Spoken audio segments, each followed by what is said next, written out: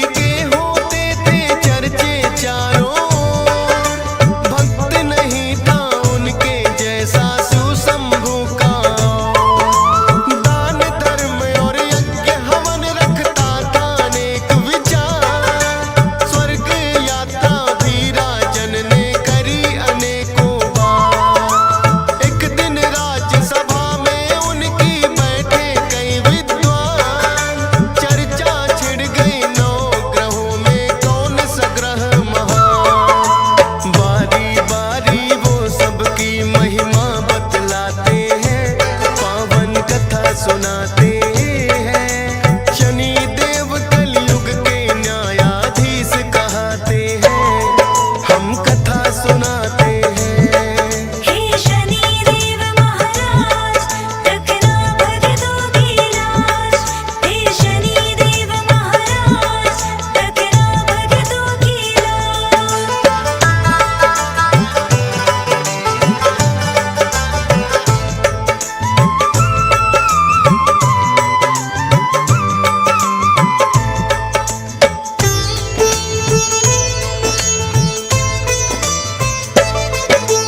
पहला पंडित बोला वैसे सभी ग्रह महान, लेकिन सभी ग्रहों से ऊपर सूर्य का स्थान। अपने तेज के जैसे करते भाग्योदय सबके, दीनहीन वो ना रहता रह राशि में जिसके। फिर दूजे पंडित ने उठकर सोम के गुण बतलाए, सबसे शीतल सोम ग्रह राजन माना जाए। जिस पे होती कृपा इनकी हो जाए उद्धार।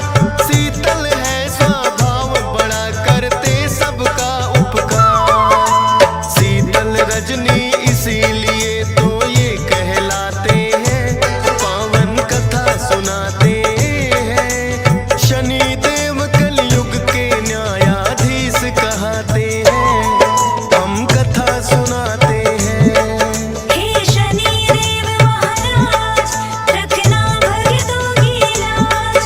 हे शनि देव महाराज, रखना भक्तों की लाज।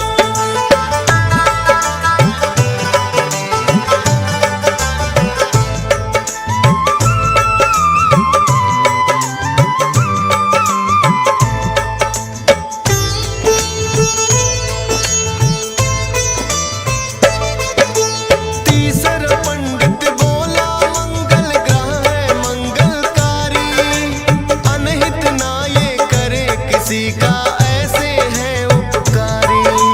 जिस पे इनकी होती कृपा उसके भाग्य खुले, जो भी मन में होती इच्छा सब कुछ उसे मिले। चौथा पंडित बोला बुद्धग्राही सबसे महान, जिसकी राशि में होते उसका बढ़ जाए मान। बुद्ध ग्रह की जिस पे राजन कृपा हो जाए, सुख संपत्ति धन वैभव सब उसके घर आए। कोई मुश्किल ना आए जो कृपा पाते हैं, पावन कथा सुनाते हैं। शनि देव कलयुग के न्यायाधीश कहते हैं, हम कथा सुनाते हैं। हे शनि देव महाराज, रखना भक्तों की लाज। हे शनि देव महाराज, रखना भक्तों की लाज।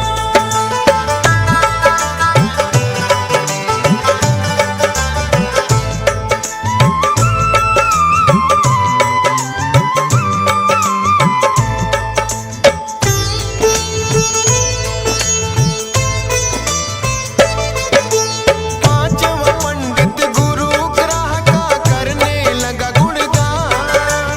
इस सृष्टि में है राजन ना गुरु बिना है ज्ञान। सतगुरु जी के श्री चरणों में जो भी शीश झुकाए, गुरु ग्रह की कृपा उस पे राजन हो ही जाए। छठवें पंडित ने उठकर फिर शुक्र की महिमा गाई। सभी ग्रहों में राजन शुक्र ग्रह है शुभ फलदाई। शुक्र ग्रह जिसकी राशि में करते हैं प्रवेश, सुख और शांति घर में रहती ना हो कलह कलेश। ताप और संताप सभी उनके मिट जाते हैं, पावन कथा सुनाते